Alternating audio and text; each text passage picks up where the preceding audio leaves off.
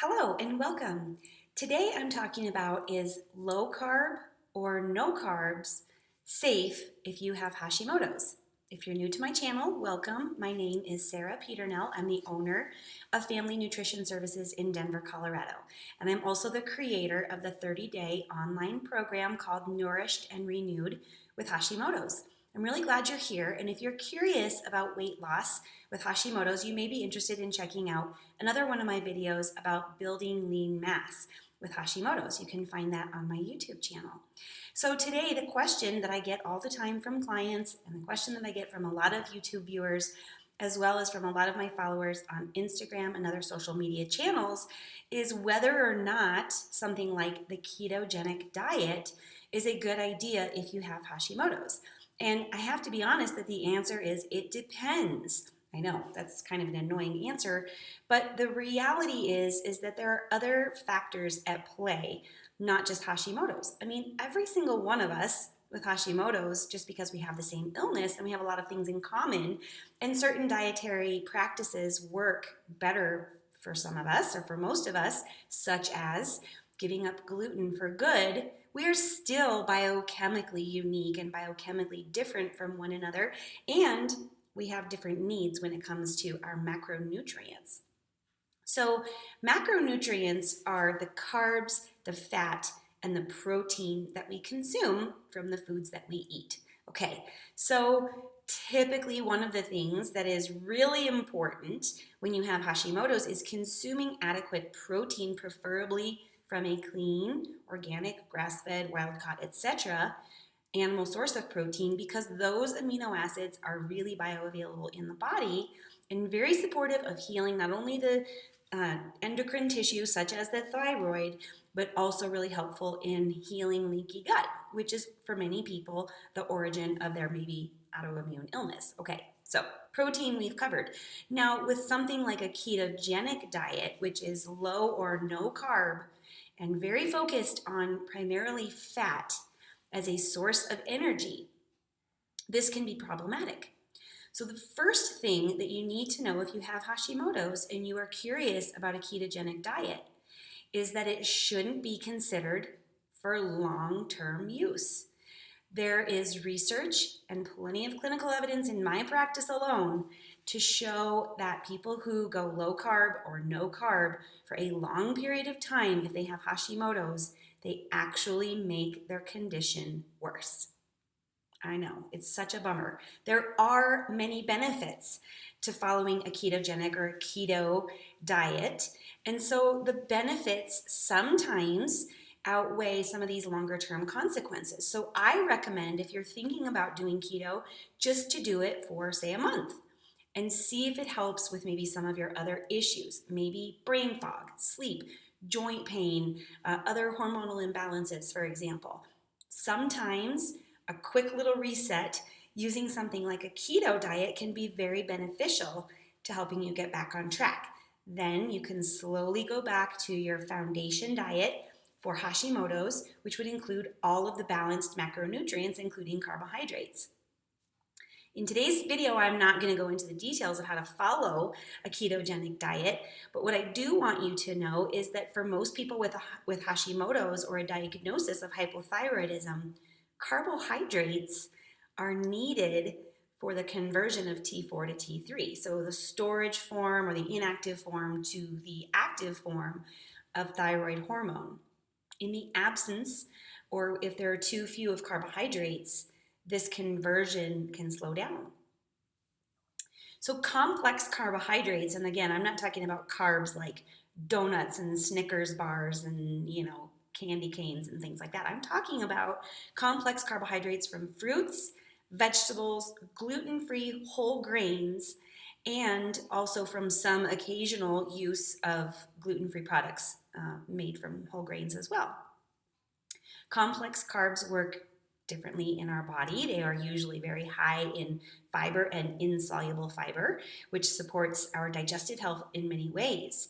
But the complex carbohydrates that come from Mother Nature's bounty of fruits and vegetables, grains, and even sometimes legumes also contain a host of nutrients as well as the carbohydrate energy that is needed for that conversion of T4 to T3. So, how many recommended carbs should you eat if you have Hashimoto's? Again, it depends. It depends on if you're a man or a woman. It depends on how tall you are. It depends on how much you weigh. It depends on what your body composition is. It depends on a lot of different things, including not just your Hashimoto's health goals, but your other health goals as well. But I can tell you that there are some genetic links between how many carbohydrates you need and potentially even whether or not you need those carbohydrates to support your thyroid. So in my practice, I often review genetic information from a report, say like 23andMe, that can be analyzed through different software to let my clients know how many carbohydrates they should be eating, and also to help them with what kinds of carbohydrates work best with their body. So with a ketogenic diet, of course, the carbohydrate intake that they recommend is very, very low. Now, if you are deciding to do a ketogenic diet for, say, 30 or maybe 60 days as a quick reset to help with some of your other health conditions where those benefits would outweigh any of kind of the long-term consequences for your thyroid, following a pretty, standard and or strict ketogenic diet will give you the results that you're looking for. Just be careful and pay attention to if you are noticing some of your hypothyroid symptoms returning, if you're actually starting to feel worse despite maybe losing weight or some other, exciting changes in your body. If you're feeling worse, this could be a bad sign. So ketogenic does help with weight loss. It helps because the body is using fat for energy, and therefore the body can burn fat over time. I am of the belief that long-term ketogenic is not the way that we were intended to live healthfully as human beings. I know there's a lot of experts out there who do employ a ketogenic diet long-term, and that's the right choice for them. And again, I think this is a very unique choice based on your own individual chemistry, your own health choices, and your own circumstances in your life. One of the things, and I have another video about intermittent fasting, whether or not that's right for Hashimoto's, but one of the benefits that can give you some, or one of the dietary approaches that can give you some of the benefits of the keto diet without having to go full keto, is to do intermittent fasting, where you actually give yourself a short window each day of using, of burning ketones for fuel. So when you put yourself in a state of ketogenesis, right, which is what the body is doing when it switches over from burning glucose as fuel to using fat as fuel, you can do this optimally even if you're just doing intermittent fasting for, say, 12 or 14 hours a day.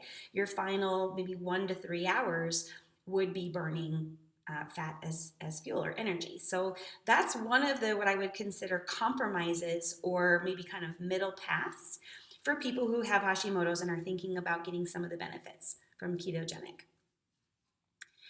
So the function, again, of carbohydrates in everyone's body, not just those of us who have Hashimoto, but the function of carbohydrates is that they do provide fuel and energy. And it also supports our body's utilization of our active thyroid hormones. Okay, now there are also some other things that make this conversion from T4 to T3 possible and optimal, such as certain amino acids like tyrosine and also minerals such as selenium and zinc. So it's not really just a carbohydrate issue. I don't want to confuse things, right? A lot of things have to be at play and a lot of things have to be working optimally in the body from our nutritional standpoint in order to get the best conversion and the best levels of free T3 in our body.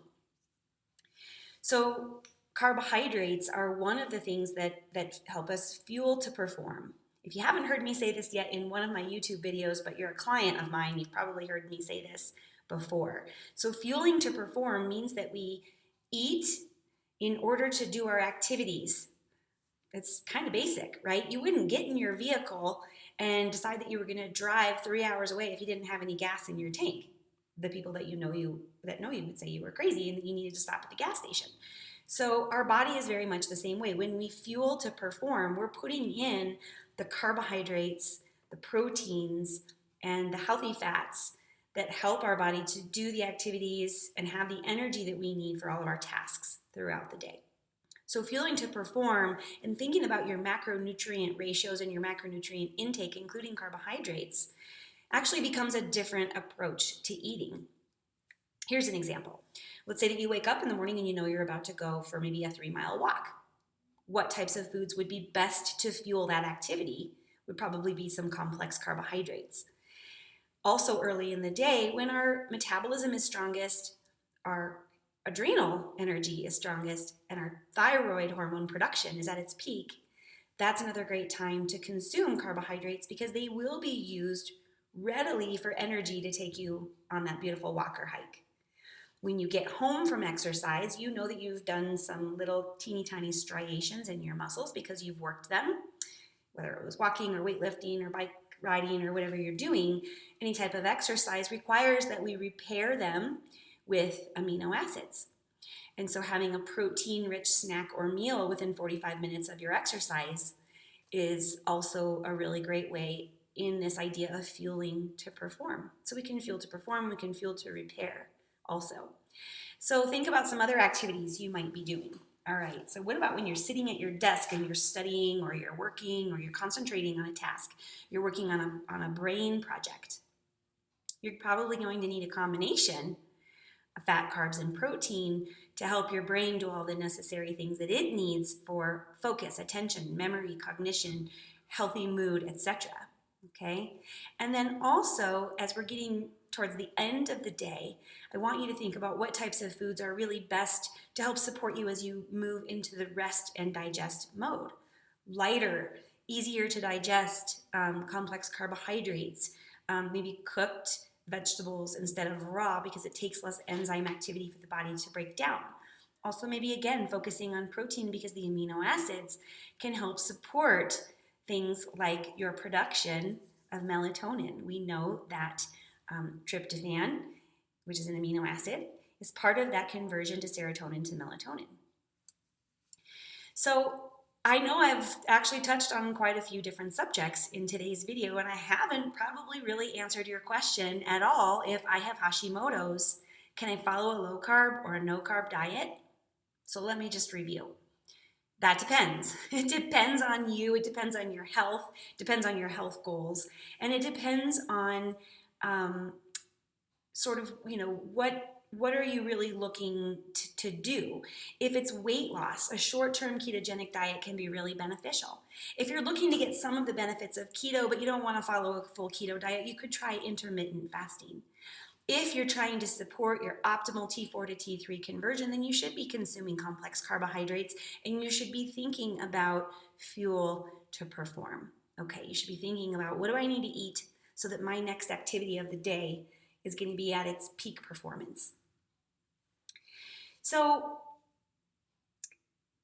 I have one more thing I want to say about this, which is that when we are messing around with our food intake, our diet, our plan, our nutritional this and that a lot, it's easy to get confused. And it's also easy to see maybe some of our success or achievement of our goals backslide. And so it is important that you ultimately make a choice for whatever is the most sustainable, long-term food plan that really resonates with your body, your mind, and your spirit to give you the right nutrition for the long term. If one day you decide you're going to be keto and then maybe later it's like paleo and then next month someone tells you, they're doing the intermittent fasting and you're all over the place, it can be really confusing. Your diet, your nutritional needs, your energy needs, your metabolism, and ultimately your healthiest body weight depend on consistency. Your body depends on and needs and thrives in an environment where it kind of knows what to expect and it gets what it needs and your body can run like a well-oiled machine. All right, so I hope you've enjoyed today's video. This is just a little bit of information that I have to share. If you check out my Nourished and Renewed program, you can find out a lot more information that can help you specifically on your journey with Hashimoto's. So take a look for that down in the pinned comments. And another thing I would like you to know is that this summer I have an amazing meal plan subscription. So if you have Hashimoto's, I've done a lot of the hard work for you already in coming up with some really great supportive recipes that can get you through this whole summer with very little effort and really no hassle, no stress. And you can eat to fuel to perform, have carbohydrate, fat, and protein balance in your life, lots of nutrient-dense foods, lots of phytonutrients, lots of vitamins and minerals. Check out in my pinned comments below the page on my website that will tell you all about my summer solstice meal plan subscription. I'm really glad you're here to watch my videos. I hope these are helpful for you. If you know someone with Hashimoto's, please share these videos with them as well. Thanks for liking and subscribing, and I will be back soon with a new video. Take care.